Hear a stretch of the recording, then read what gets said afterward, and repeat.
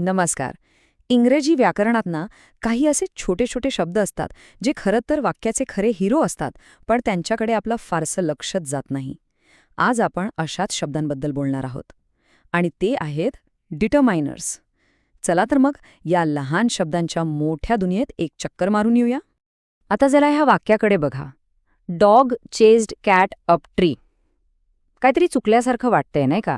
म्हणजे कोणता कुत्रा, कोणतं मांजर, कोणतं झाड, वाक्यात काही नेमकेपणाच नाहीये.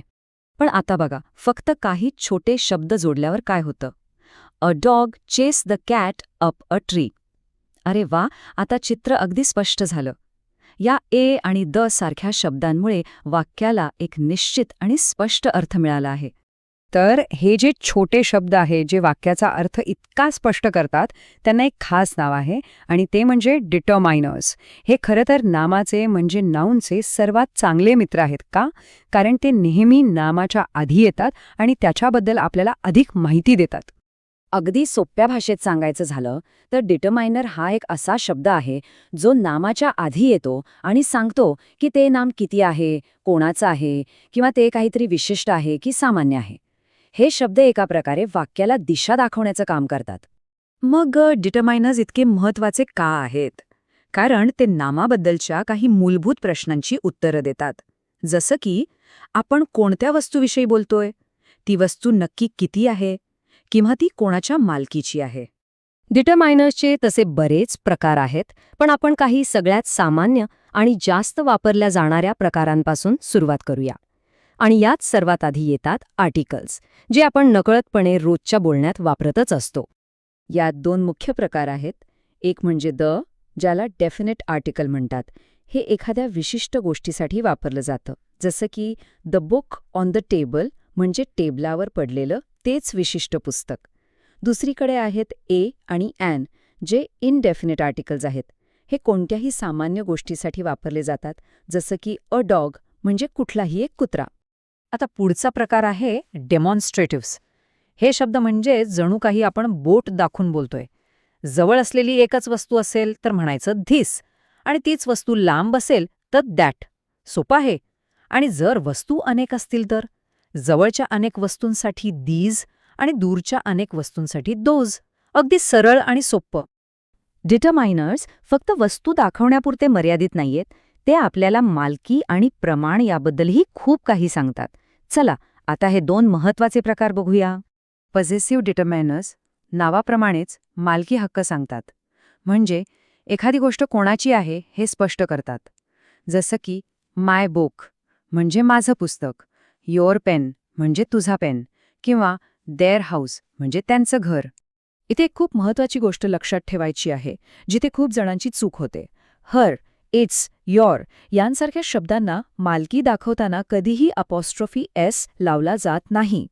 इट्स स्टील हे बरोबर आहे, पण इट्स स्टील हे चूक आहे, कारण इट्सचा अर्थ इट इज असा होतो.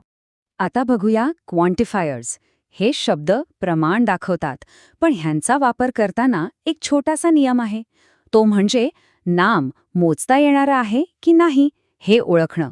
पुस्तकं किंवा मित्र यांसारख्या गोष्टी आपण मोजू शकतो, म्हणून त्यांच्यासाठी मेनी किंवा फ्यू वापरायचं. आणि पाणी किंवा दूध यांसारख्या गोष्टी आपण मोजू शकत नाही, म्हणून त्यांच्यासाठी मच किंवा लिटल वापरायचं. आणि हा तर एक खूपच मजेशीर प्रकार आहे. फ्यू आणि अ फ्यू यामध्ये फक्त एचा फरक आहे, पण अर्थ पूर्णपणे बदलतो. शी हॅज फ्यू फ्रेंड्स याचा अर्थ होतो की तिचे मित्र जवळजवळ नाहीतच. हा एक नकारात्मक अर्थ आहे. पण जर आपण शी हॅज अ फ्यू फ्रेंड्स असं म्हटलं तर त्याचा अर्थ होतो की तिचे थोडे मित्र आहेत. हा एक सकारात्मक अर्थ आहे. हाच नियम लिटिल आणि अ लिटिलसाठी सुद्धा लागू होतो. आत्तापर्यंत आपण बरेच महत्वाचे प्रकार पाहिले. चला, आता अजून काही उपयुक्त डिटरमायनर्सवर एक नजर टाकूया, जे आपल्या इंग्रजी बोलणं आणखी प्रभावी बनवू शकतात. इथे अजून 3 छोटे प्रकार आहेत. व्हॉट, विच आणि हुज. हे प्रश्न विचारण्यासाठी वापरले जातात. ईच आणि एव्हरी हे शब्द गटातील प्रत्येक सदस्याबद्दल बोलण्यासाठी वापरतात.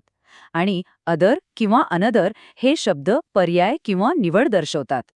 चला, थिअरी तर बरीच झाली, पण आता या सगळ्या ज्ञानाचा प्रत्यक्ष वापर कसा करायचा आणि आपण ज्या सामान्य चुका करतो त्या कशा टाळायच्या ते पाहूया. तयार आहात? एक छोटीशी परीक्षा घेऊया. ह्या वाक्यात काय चूक आहे? शी हॅज लिटल फ्रेंड्स. जरा आठवून बघा, आपण आत्ताच याबद्दल बोललो होतो. अगदी बरोबर. योग्य वाक्य आहे शी हॅज फ्यू फ्रेंड्स. का? कारण फ्रेंड्स म्हणजे मित्र हे एक मोजता येणारं नाम आहे आणि मोजता येणाऱ्या नामांसाठी आपण लिटल नाही तर फ्यू वापरतो. चला अजून एक वाक्य बघूया, यात काय चूक आहे. He gave me many informations. ही एक अशी चूक आहे जी खूप जण करतात. आणि याचं बरोबर उत्तर आहे he gave me much information.